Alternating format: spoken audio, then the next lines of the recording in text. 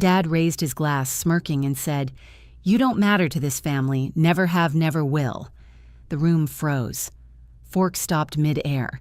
Heat rushed into my face, but I didn't argue. I set a small wooden box on the table, slid it toward the center, and said quietly, "Then maybe you should see what Mom left behind." Gasps rippled down the table. My cousin's phone lit up. My grandmother leaned forward and Dad's smile faltered. What was inside that box, and why did I wait until this moment to open it? That night would change. Who really held the power in our family? If this story pulls you in, share it, hit like and subscribe so you never miss what comes next. I'm Daniel Carter, 29 years old, and if you passed me on the street, you'd never guess how heavy my family sits on my shoulders. I live in Seattle, or at least I did until last month when my company slashed half the team in a round of layoffs. I'd been a software engineer for 6 years, the kind of guy who fixes bugs at midnight with cold pizza in his hand. Stable, quiet, reliable. Losing that job wasn't just a paycheck slipping away, it was the excuse my father had been waiting for. He's Richard Carter, 62, a man who still smells like motor oil and cheap cigars. He ran a small hardware business in Asheville for decades, and he wanted me in that store beside him. When I left for college and then landed in tech, he never forgave me. To him, my life behind a screen was wasted. To the rest of the family, I was just the one who moved too far and thought he was smarter than the rest. My mom, Yvaleen, used to be the bridge. She was warm, the kind of woman who remembered everyone's favorite pie. She died 3 years ago, and since then, the bridge burned. Without her, it's just me against Richard and his chosen golden child, my younger sister, Amber. Amber's 26, spoiled from the day she was born. When she got her license, Dad surprised her with a brand new car. When I graduated college with honors, I got a check that bounced. When she messed up at work, they took her out for frozen yogurt to cheer her up. When I worked double shifts and paid off student loans, they said, "That's just what we expect." The favoritism wasn't subtle. At family dinners, Dad would toast Amber for her business sense, even though her online boutique was just reselling knockoff handbags. Meanwhile, if I mentioned a promotion or a project, he'd cut in with, "Don't bore us with computer talk." It wasn't just Dad. Relatives fell in line. Aunts doted on Amber, uncles called her princess, cousins echoed the praise. And me, I became the background noise, the guy who drove across states just to sit at the kids' table of attention. Thanksgiving was always the stage for it. Every year, Dad's toast wasn't just a tradition, it was a judgment. He'd raise his glass to someone he thought carried the Carter legacy.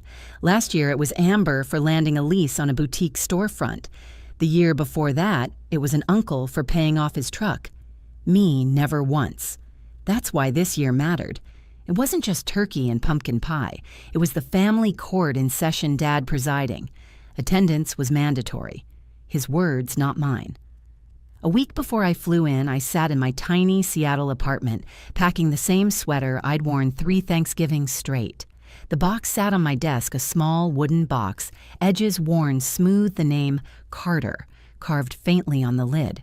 My mom gave it to me when I was 10. Back then, she'd slip little notes inside. "So proud of you, keep going, you're stronger than you think." I kept them all. When I lost my job, I found myself cleaning desperate to distract from the silence. That's when the bottom panel of the box shifted just slightly. Beneath it was a folded envelope brittle with age. My hand shook as I opened it. It was a letter from Mom, signed and notarized. She wrote about fairness, about knowing how Richard favored Amber, and how she feared I'd be erased. She left instructions part of the estate, including the family home, was meant for me. A safeguard, she called it. A way to make sure I still had a place. I read that letter again and again, late into the night. My chest ached. It wasn't just about money or a house. It was proof that at least one person in that family saw me. So I booked my ticket to Asheville. November air bit my face as I stepped out of the airport suitcase, rolling behind me. The mountains glowed with red and gold leaves, but the sky was a low gray, spitting mist. Grandma Ruth met me at the curb, her cane tapping the pavement. She squeezed my hand tighter than usual and whispered, "Keep your head." My cousin Megan called that evening. 23, studying law, the only one who ever asked about my life without judgment. "They're planning something," she said. Dad wants to make this Thanksgiving special. Just be ready. Be ready. As if you can ever be ready to be told you don't belong in your own family. I looked at the box in my lap that night, its lid slightly warped the letter folded inside. My stomach twisted, but something inside me steadied too. For once, I wouldn't just sit and swallow it. The driveway was slick with wet leaves when I pulled up to the old Carter house on Thanksgiving morning. Smoke curled from the chimney, the smell of turkey already heavy in the air. Through the window, I saw Amber laughing, wine glass in hand, Dad clapping her shoulder like she'd just won a medal. I tightened my grip on the box, because I knew what they didn't know yet, and that secret was about to crack the whole family wide open. The front door groaned the way it always had, like the house itself was tired of opening for me. The smell of turkey hit first, then nutmeg, then the sharp tang of wine. Laughter rolled from the dining room, my name nowhere, inside it. Daniel Amber sang out when she finally noticed me. She looked me up and down like I was a stranger at her party. You made it. Dad slapped his palm on the table. Look who decided to show. His voice dripped with mock welcome. Seattle didn't swallow you after all. I forced a smile, hung my coat, and carried the wooden box under my arm. Nobody asked what it was. The house hadn't changed. Same floral wallpaper curling at the edges. Same cracked tile near the kitchen sink. Same leaky faucet dripping into the metal basin, steady, relentless. That sound followed me through childhood, ticking out every second I didn't measure up. Amber wore a red dress that sparkled under the light glass of Cabernet glued to her hand. Dad poured himself a refill. The aunts hovered, commenting on her business empire, how brave she was to run her own store. She's building something that matters, Dad boomed. His eyes cut to me. Not like typing away on a screen. I clenched my jaw. Every year, same script. Only this year, I wasn't just an audience member. Grandma Ruth shuffled in with her cane, kissed my cheek, and whispered, "Don't rise to his bait yet." Her eyes flicked to the box. She knew. Maybe not the details, but she knew. We sat down to dinner. Turkey carved. Mashed potatoes passed. Amber giggled over a story about her boutique's VIP clients. She meant sorority friends buying on credit. Dad roared with laughter. Uncles slapped the table. I reached for stuffing. Dad leaned across and asked loud enough for the table to hear. "So, Danny boy, how's unemployment treating you?" Forks scraped. Heads turned. "Temporary," I said. "Temporary?" Amber echoed with a smirk. "Like your career." Laughter rippled. My chest burned. I stabbed at the turkey, tasted nothing but ash. Flashback hit me hard, 10 years old, standing alone at a bus stop in the rain, backpack, soaked teeth, chattering. Everyone else picked up. No one came for me. When I finally trudged home an hour later, Dad barely looked up from his recliner. "Toughen up," he said. Mom wrapped me in a towel, slipped a note into my wooden box that night. "You matter, even if he forgets." The memory pressed against my ribs. Back at the table, Dad kept going. "Maybe if you'd stuck with the store, you wouldn't be begging for work now." "I never begged," I said, voice low. "What's that?" He cupped his ear, grinning. I said louder now, "I never begged." Silence for a second. Then Amber's laugh sliced through it. They piled on little jabs wrapped in jokes. An uncle asked if I could fix his Wi-Fi since you're free. An aunt whispered how lucky Amber was not to waste years on degrees. The faucet dripped, drip, drip. My pulse matched it. I thought about New Year's Eve when everyone drank champagne while I washed dishes until 2 a.m. Amber posted photos of fireworks. My hands stung from hot water. No one thanked me, not once. Mom found me that night, slipped another note in the box. One day they'll see what I see. Now she was gone, and the only way they'd see was through what she left behind. But not yet. I pushed through dinner, each bite heavy as stone. Amber unwrapped early presents. Dad bragged about her storefront lease. Cousins nodded like disciples. When I tried to speak about a new contract I'd lined up, Dad cut me off. "Nobody cares about coding, Daniel. It's not real work." Something cracked inside me, but I didn't show it. Instead, I glanced at Megan. She gave me a small nod, phone ready in her lap. Later in the kitchen, Amber cornered me, her perfume thick, her smile thin. "Don't embarrass yourself tonight," she hissed. "Dad's proud of me. Just let it be." I stared at her. "You think this is pride? He's using you. At least I'm worth using." She shot back heels, clicking as she walked away. I gripped the counter until my knuckles went white. The faucet dripped, one drop landing on a chipped plate. My patience, my silence, it had always been their weapon. But Mom's letter was mine. I pulled the box from my bag, traced the carved name with my thumb. Inside, the folded envelope waited. The attorney's seal confirmed it wasn't just Mom's handwriting, it was legally binding. The weight of it steadied me. That night, as dessert hit the table, pumpkin pie, pecan pie, Amber's favorite apple crumble. Dad cleared his throat. The annual toast, his gavel, his judgment. He stood wineglass high. This year, he boomed, "We honor Amber." She carried our family name with pride. She built something unlike. His eyes landed on me. Well, some people never figured out how. Laughter rose. Glasses clinked. My ears roared. I didn't stand. Not yet. I let them laugh. Let them finish their pie. I let the humiliation settle like dust in the room, because I knew what was coming. And when it landed, none of them would laugh again. The room went still when Dad lifted his glass higher, his voice booming over the clatter of forks. This year, he said, grinning at Amber, "We honor my daughter who actually built something. She proves what the Carter name stands for. Unlike her brother, who's still figuring out what real work is." The words cracked through me like ice. Amber beamed, soaking in the spotlight, while the aunts and uncles clapped. I felt my face burn, but my hands stayed steady. I reached down, slid the wooden box from under my chair, and set it on the table with a solid thud. "What's that?" Dad sneered. I flipped the latch and pulled out the folded envelope edges yellowed seal intact. My voice was low but cut through the chatter. "It's what Mom left behind." Amber rolled her eyes. "Seriously?" A box of notes. Grandma leaned forward, eyes sharp. "Let him speak." I unfolded the letter and read aloud, my throat tight, but steady. "If you are reading this, Daniel, then I am gone. I worried your father's favoritism would leave you erased, so I've arranged protection. The family home and assets tied to it belong to you. I trust you will know how to honor it." Gasps rippled around the table. A fork clattered to the floor. Dad's face reddened. "That's a forgery." I set down the letter, then slid out the attorney's certification I'd had notarized last week. Already verified. Already filed. Amber shot up from her chair. "You can't just steal the house. I didn't steal it," I said. "Mom gave it to me." The room buzzed, cousins whispering, an aunt fanning her face. Megan tapped record on her phone screen, glowing. Dad slammed his palm on the table. "This is my house, no?" I said calmly. It was hers.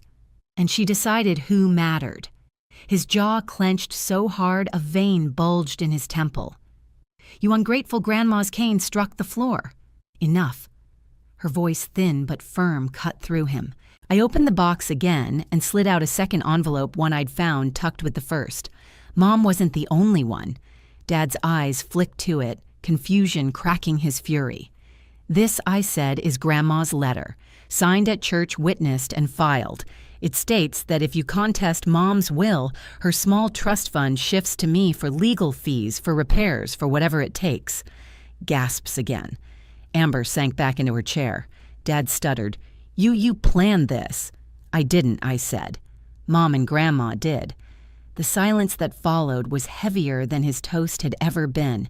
You could hear the drip from the kitchen faucet. You could hear my heart slowing, steadying. Amber broke first. Dad say something. He grabbed his wine glass, swallowed half, and tried to laugh. "You think this changes anything? You think you can just walk in here and take what I built?" "You didn't build it," I said. "Mom did. With me." Every note she slipped in this box was proof. She knew one day you'd try to erase me. She made sure you couldn't. His hand trembled. The wine glass clinked against the plate. For the first time in years, his voice cracked. "You're nothing without us." I leaned back, calm. Funny. Mom seemed to think I was everything without you." The aunts stared at their plates. The cousins avoided eye contact.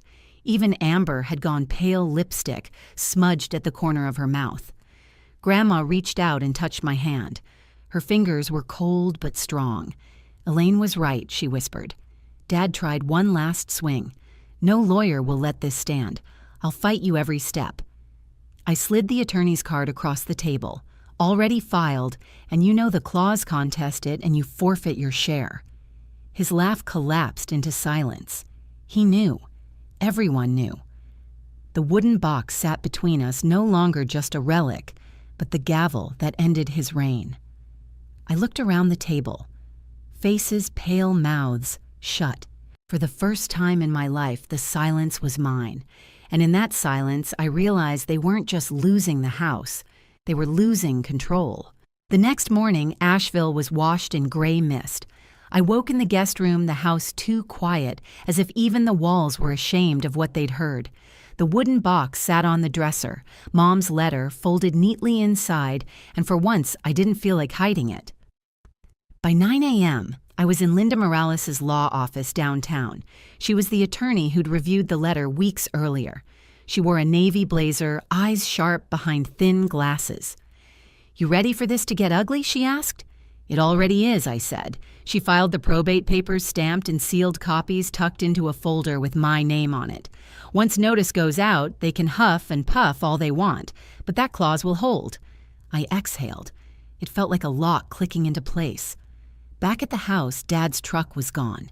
Amber's car sat in the driveway, engine cold. Inside, the silence was thick broken only when Amber stormed down the stairs. "You ruined everything," she spat. "He's humiliated." "He humiliated me for years," I said. She jabbed a finger at my chest. "Nobody cares about your pity party. You think a piece of paper makes you better?" "No," I said, "but it makes me free." Her lip curled, but she had no answer. That night, the phone lit up with calls from Dad. First angry voicemails. "You're destroying this family," then pleading, "Let's talk like men," then threats, "You'll regret crossing me." I saved everyone. Megan texted, "Record everything. Don't engage without proof." So I didn't. I let the messages pile up. Within days, the ripple hit. At church, people whispered.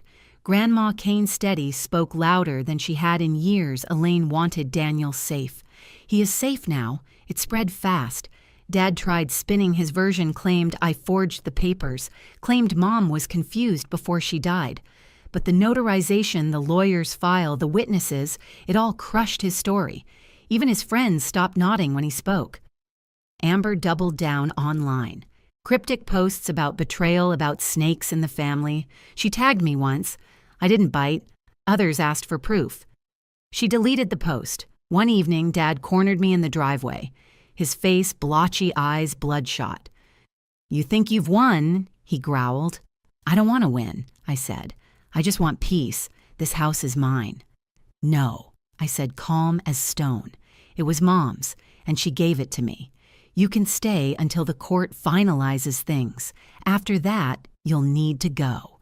His jaw worked, but no words came.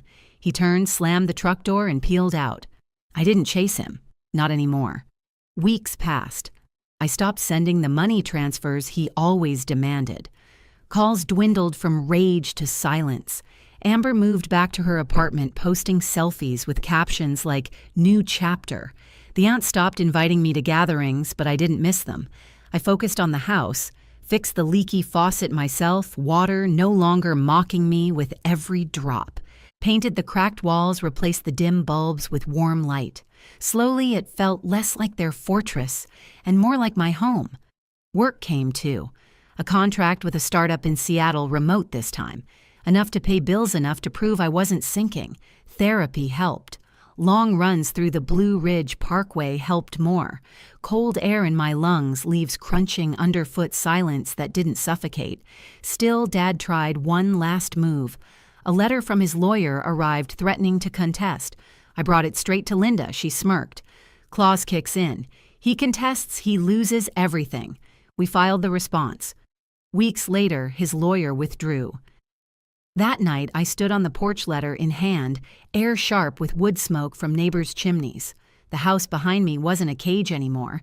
It was mine. But freedom comes with echoes. Every room still carried his voice, his laughter when he cut me down.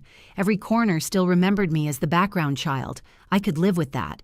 Because now, when the silence stretched, it belonged to me. On their final day here, Dad and Amber packed the last of their boxes. He left Mom's china on the counter, deliberate like a dare. I stared at the delicate cups, white with blue trim, the set Mom loved most. I didn't smash them. I didn't throw them out. I wrapped each one in paper, placed them inside the wooden box, and shut the lid. Because this wasn't about destroying him anymore. It was about keeping what was worth saving. Still, as their car pulled out of the driveway, Dad's eyes met mine through the glass. His face was red lips, tight fury, coiled but silent. And in that silence, I knew he hadn't let go. Thanksgiving came again 1 year later, but it didn't look anything like the ones before. The house was smaller in spirit, quieter in noise, but bigger in peace. I roasted a small turkey in Mom's old pan, the one that had been buried in the back of the cupboard. Megan brought cranberry sauce she made from scratch, a little too tart but perfect anyway. Grandma sat at the head of the table, cane propped beside her, her eyes brighter than I'd seen in years. The dining room glowed with warm light.